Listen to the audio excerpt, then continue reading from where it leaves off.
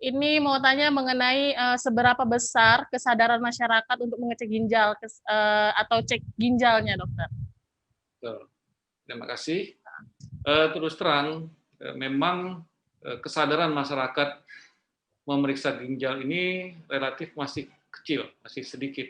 Ya, banyak pasien-pasien itu yang datang setelah berat. Itu yang saya sering sayangkan. Sayang kita, ibu ketemu saya, bapak ketemu saya setelah bapak mengalami stadium kelima.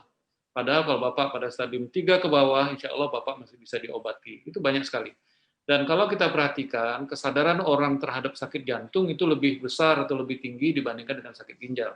Ya, itu kalau kita lihat jantung kan ada yayasan jantung sehat, gitu ya. Kita punya di ginjal itu ada yayasan ginjal Sumatera Selatan, tapi relatif tidak seaktif yayasan jantung. Jadi dan sayangnya memang untuk memeriksa fungsi ginjal itu harus melakukan pemeriksaan laboratorium.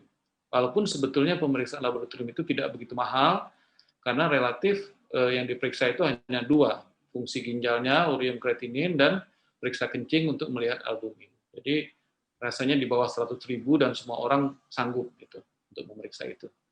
Untuk persentasinya, dokter, kira-kira berapa persen? Persentase kita belum ada melakukan penelitian khusus, ya, tetapi ada pengenalan kita di Indonesia ada melakukan penelitian di beberapa daerah, ya, di Jawa, di Bali, di Jogja, begitu di Jakarta. Itu kewaspadaan orang terhadap penyakit ginjal itu masih sangat rendah, lebih kurang 20-30%. 20. Dan banyak sekali orang-orang yang sakit ginjal itu waktu awal itu menolak.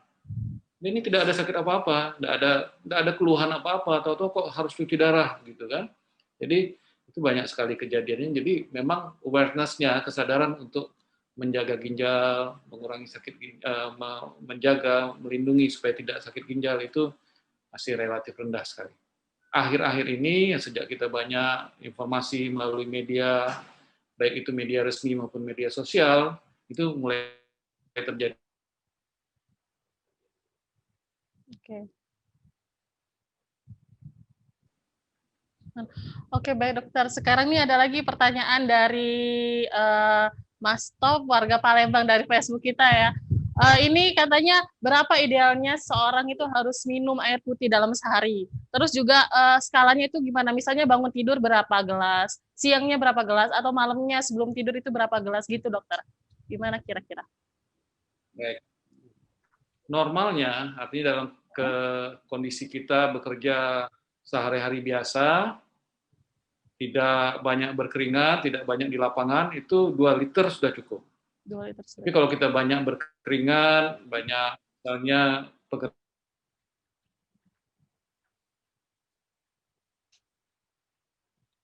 buat lapangan itu bisa sampai 3-4 liter. Jadi karena dia harus banyak keringat, banyak keluar, jadi banyak penguapan. Itu normalnya 2 liter.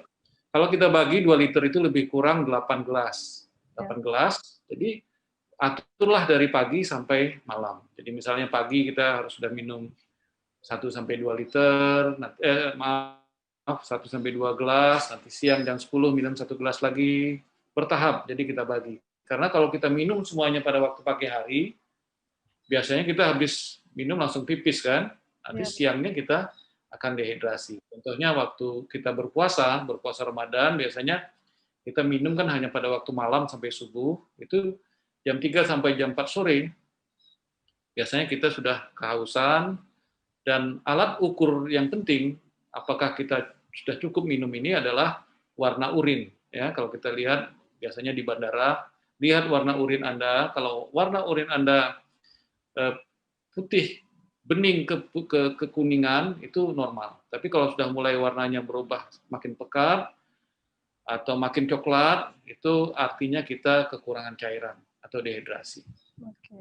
Nah, dokter, ada lagi pertanyaan dari Ibu Sasha ini dari Kalidoni, dokter ya. Katanya gimana sih untuk minuman ringan misalnya kayak teh-tehan atau juga kopi-kopian atau juga ditambah dengan yang boba-bobaan gitu, dokter. Kira-kira itu aman nggak sih untuk ginjal? Selagi dia diminum dalam batas kewajaran, jadi misalnya minum teh itu cukup 1-2 gelas sehari, atau kopi juga demikian, itu aman. Termasuk minuman-minuman ringan, ya, minuman bersoda itu juga aman kalau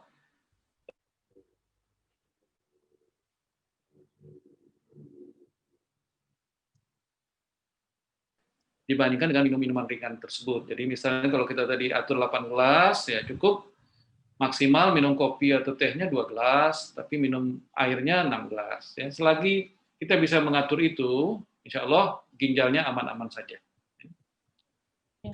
Nah, dokter, ini bahas ke mengkonsumsi air minum tadi. Baiknya itu kalau kita sebelum tidur itu minum air putih itu yang anget, yang dingin, atau yang normal. Terus juga kalau bangun tidur itu katanya lebih baik kita langsung mengkonsumsi air minum kan. Itu kira-kira bagusnya yang dingin atau yang gimana, dokter? Sebetulnya air minum yang ideal itu yang kira-kira sesuai dengan suhu tubuh kita. Jadi yang tidak terlalu hangat dan tidak terlalu dingin. Jadi suhunya kira-kira 36-37 begitu.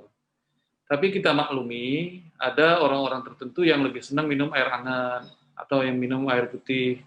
Sebetulnya selagi dia tidak terlalu banyak itu tidak masalah. Ya. Jadi orang ada yang minum air es, waduh segar sekali, ini silakan saja. Selagi ginjalnya masih bagus dan dia tidak akan mempengaruhi ginjal karena di dalam tubuh air-air yang dingin itu akan beradaptasi. Demikian juga dengan air yang hangat misalnya. Jadi boleh saja, yang ideal sebetulnya air yang tidak panas dan tidak dingin. Tapi boleh saja silakan mau minum yang bagaimana. Dan sebaiknya kita menjelang tidur itu kita minum secukupnya. Tidak boleh tidak minum, karena kita akan lama tidak minum sampai pagi, mungkin sampai jam 5, jam 4. Jadi kita harus minum, tapi kalau kita kebanyakan tidur, nanti kita akan terbangun, sebentar lagi kita akan pipis gitu ya. Jadi ideal sekali mungkin menjelang tidur jam-jam 9 kita minum 1 gelas, nanti bangun tidur, itu biasakanlah minum 1 gelas lagi, karena kita sudah lama tidak minum, sudah mungkin 6 jam kita tidak minum, jadi bagusnya pagi-pagi kita minum 1 gelas. Ada yang membiasakan diri minum 2 gelas, silakan saja sesuai dengan kebiasaan.